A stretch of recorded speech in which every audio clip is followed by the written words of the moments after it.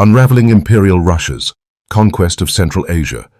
Welcome to Crime Lab Chronicles, where history's shadows are illuminated and the past's mysteries are dissected with precision. Picture a vast, windswept steppe stretching endlessly under a merciless sun, where nomadic tribes roam freely, their lives dictated by the rhythms of nature. Then, imagine the thunder of hooves and the glint of bayonets as a colossal empire, driven by ambition and power, casts its gaze southward.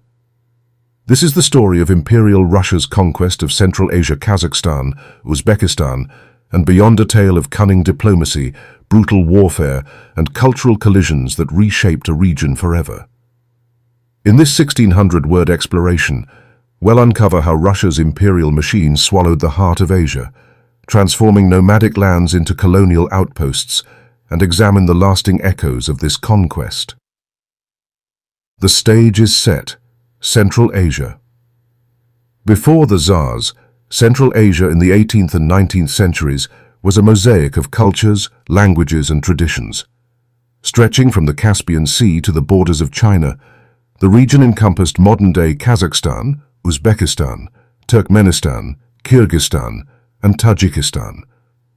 It was a land of nomadic Kazakh hordes, sedentary Uzbek city-states, and powerful Khanates like Bukhara, Khiva, and Kokand. These societies thrived on trade along the Silk Road, with bustling bazaars in Samarkand and Tashkent, and lived by their own codes, nomads valuing mobility and independence, while urban centers like Bukhara were hubs of Islamic scholarship. Yet, this vibrant tapestry was not without vulnerabilities.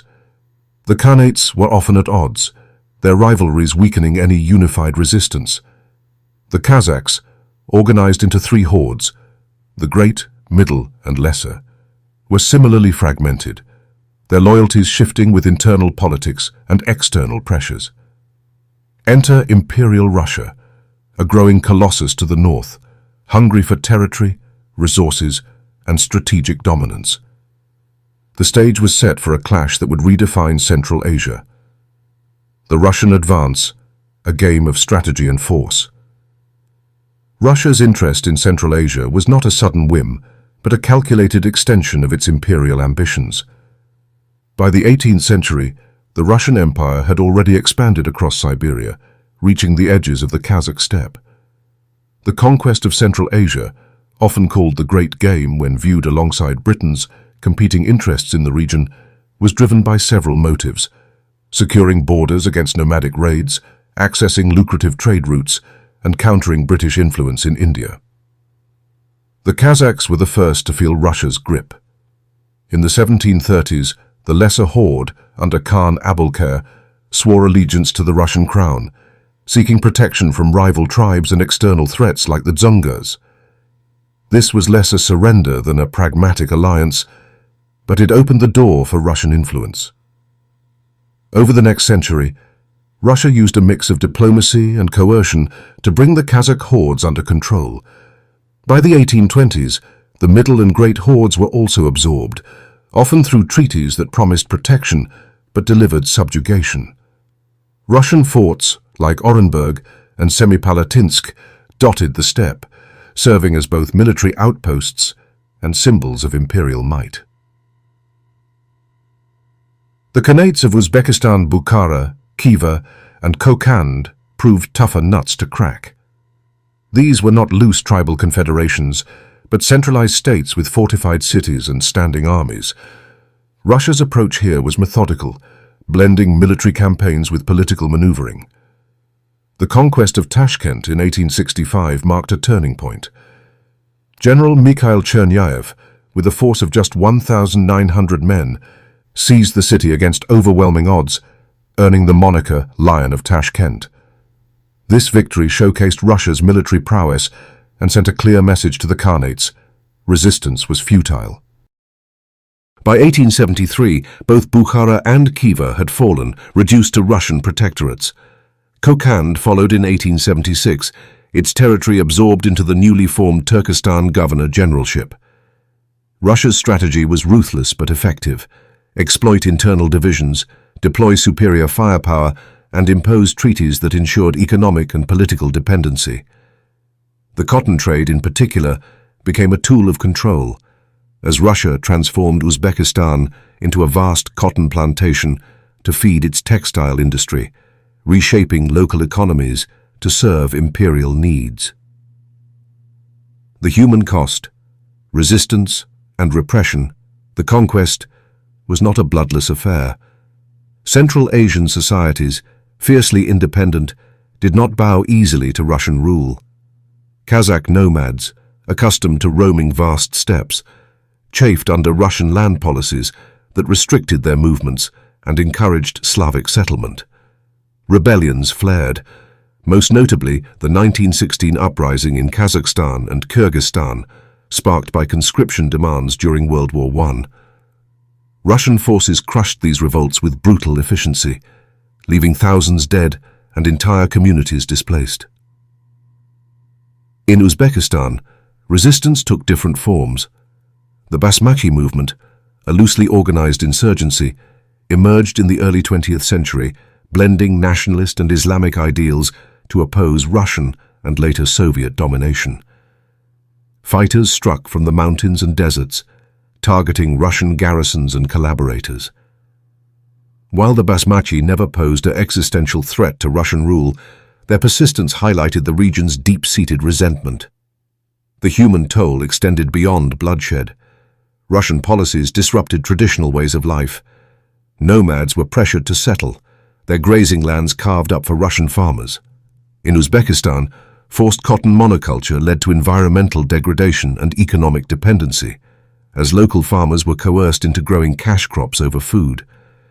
Islamic institutions, central to Central Asian identity, faced restrictions, with mosques and madrasas repurposed or destroyed. These changes sowed seeds of alienation that would persist long after the Tsars fell. Cultural collision, Russification, and adaptation.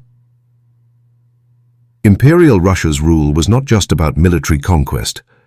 It was also a cultural project. The policy of Russification aimed to integrate Central Asia into the empire's orthodox Slavic framework. Russian language and customs were promoted, particularly in urban centers like Tashkent, which became the administrative hub of Turkestan. Schools taught Russian curricula, and Orthodox churches appeared alongside mosques, signaling the empire's intent to reshape the region's identity. Yet Central Asians were not passive recipients. In Kazakhstan, the Alash Order movement, led by intellectuals like Alikhan Bukay-Khanov, sought to modernize Kazakh society within the Russian framework, advocating for education and political representation. In Uzbekistan, the Jadid movement pushed for Islamic reform, blending traditional values with modern education to counter Russian dominance. These efforts showed a region grappling with change, adapting to survive while preserving its core identity. Intermarriage and trade also created cultural bridges. Russian settlers, though often resented, brought new technologies and ideas, from railways to telegraph lines. In cities like Samarkand, Russian and Central Asian elites mingled, creating hybrid spaces where cultures coexisted, if uneasily. This was no egalitarian exchange. Russian power was paramount, but it laid the groundwork for a complex, multi-layered society. The strategic game, Russia versus Britain. Central Asia's conquest cannot be fully understood without the Great Game, the geopolitical rivalry between Russia and Britain. The British, entrenched in India, feared Russian expansion as a threat to their jewel in the crown. Russia, in turn, saw Central Asia as a buffer against British influence and a gateway to Asian markets. The two empires engaged in a shadow war of espionage, diplomacy, and proxy conflicts, with Central Asia as the chessboard. Kazakhstan and Uzbekistan were key pieces in this game. Russia's forts in the Kazakh steppe were as much about signaling strength to Britain as controlling nomads. The conquest of Bukhara and Khiva sent ripples to London, prompting fears of a Russian march toward India. Yet, the Great Game was more posturing than outright war. By the late 19th century, Russia and Britain reached an uneasy détente, with agreements like the 1907 Anglo-Russian Convention defining spheres of influence. Central Asia remained firmly in Russia's grip. But the spectre of British rivalry shaped its colonial policies, from fort building to railway expansion. Legacy of Empire, Central Asia's transformation. By the early 20th century, Central Asia was unrecognizable from its pre-Russian days. Kazakhstan's steppes were dotted with Russian settlements, its nomads increasingly sedentary. Uzbekistan's khanates were shadows of their former selves, their economies tied to Russian cotton and their rulers reduced to figureheads. The region was now part of a vast imperial network, linked by railways and telegraph lines to Moscow and St. Petersburg.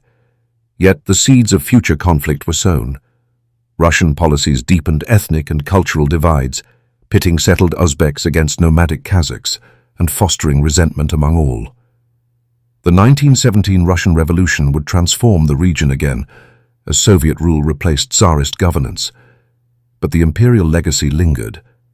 Soviet borders, drawn with little regard for ethnic realities, set the stage for modern Central Asian states, while the memory of resistance fueled nationalist movements. Conclusion. Echoes of Empire. Welcome back to Crime Lab Chronicles, where we peel back the layers of history to reveal the forces that shape our world. Imperial Russia's conquest of Central Asia was a masterclass in imperial ambition, blending military might, strategic diplomacy, and economic control to subdue a vibrant, diverse region. Kazakhstan and Uzbekistan, once lands of nomads and khans, became cogs in the Russian machine, their landscapes and societies reshaped by the Tsar's vision. Yet, the story is not just one of domination, but of resilience. Central Asians adapted, resisted, and carved out spaces for their identity amid the empire's shadow. The echoes of this conquest reverberate today, in the borders, cultures, and tensions of modern Central Asia, reminding us that history's crimes and chronicles are never truly closed.